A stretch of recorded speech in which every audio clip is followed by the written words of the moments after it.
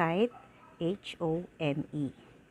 Now, the theorem says a kite has one pair of opposite angles that are congruent. Let us name these opposite angles that are congruent. So we have angle H and angle M.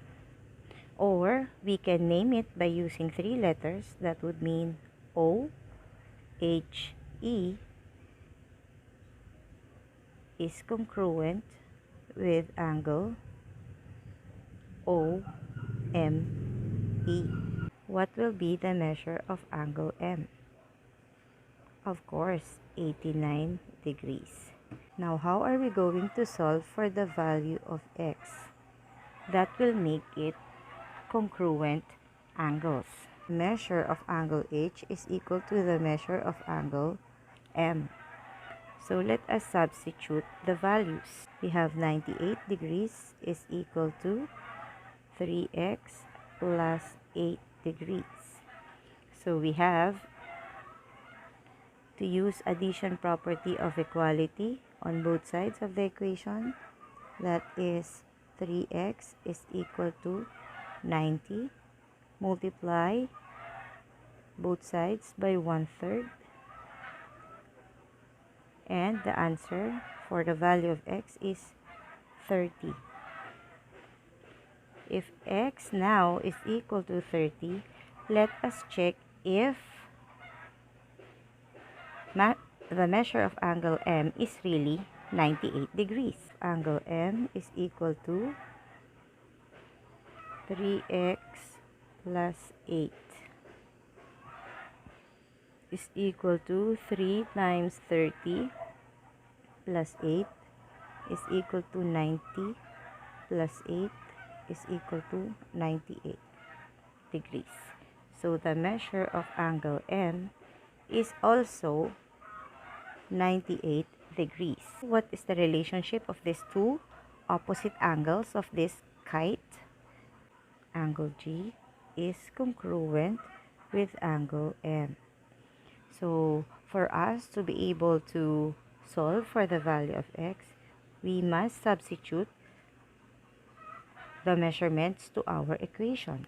Angle G is 7x. Measure of angle G is 7x minus 9 is equal to the measure of M, 6x plus 3. Using addition property of equality, so this is now x minus 9 is equal to 3. We add both sides by 9 to have the value of our x is equal to 12. Now we have the value of x, which is equal to 12. Let's solve for the measure of angle G. This is equal to 7x minus 9. And that is equal to 7 times 12 minus 9. 7 times 12 is 84. Minus 9 is equal to 75 degrees.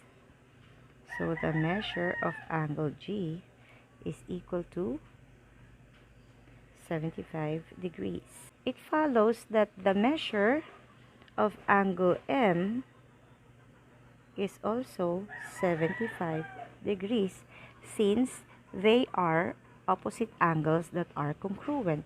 But let us just solve to check if it's really equal to 75 degrees. Measure of angle M is equal to 6x plus 3.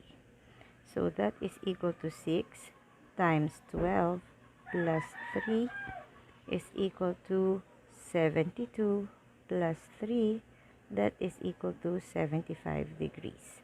So the measure of angle M is also 75 degrees. Then, The opposite angles of this kite are congruent.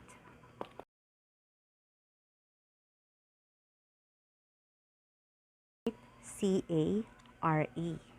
Now we are going to focus on the diagonal that bisect opposite angles.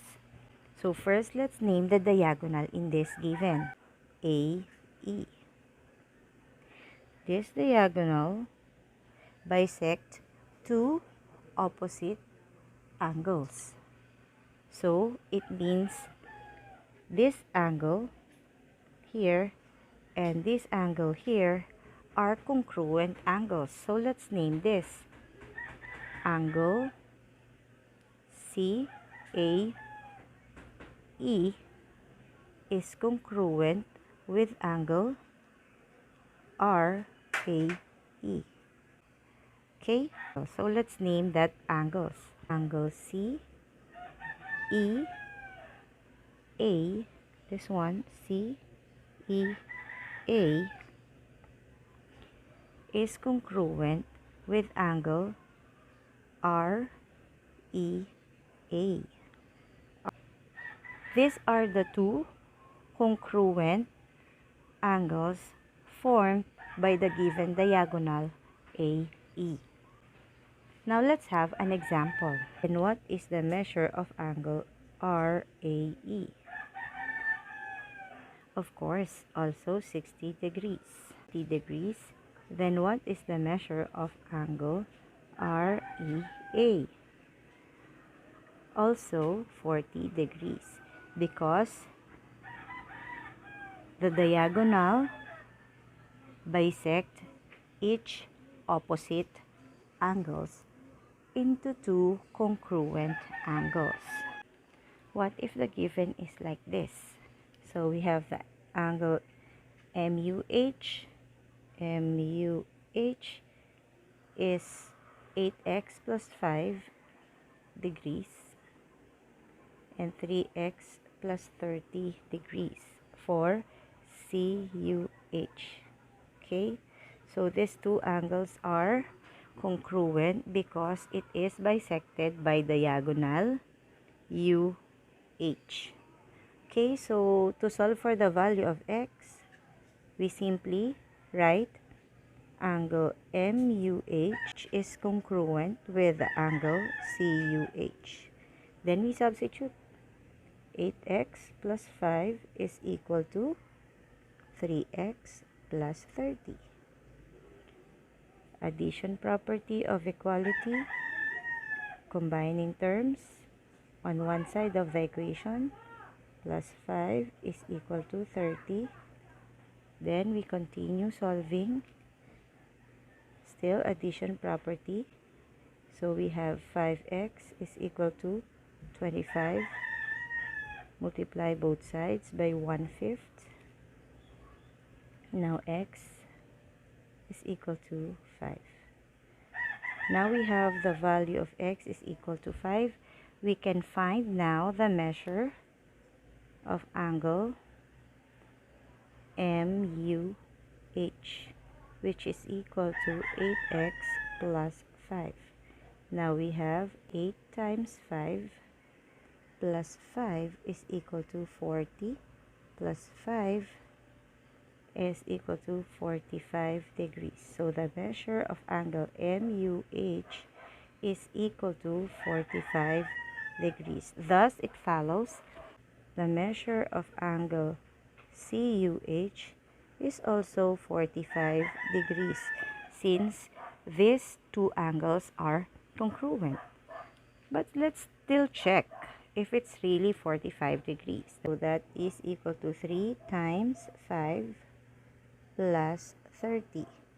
3 times 5 is 15 plus 30 is equal to 45 degrees. You see, now it is confirmed that the measure of angle CUH is also 45 degrees.